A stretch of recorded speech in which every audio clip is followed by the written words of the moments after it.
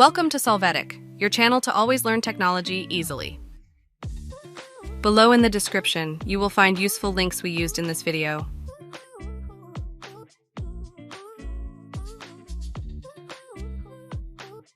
Today in Solvetic, we will see how to stop receiving Snapchat notifications. We start by opening Snapchat and then clicking on our profile icon. After that, click on the top settings icon. Here we will click on Notifications. Finally, in this section, we will be able to deactivate those types of notifications that we do not want to receive.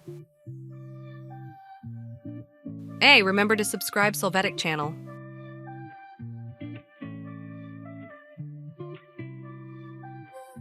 We hope it has been helpful for you.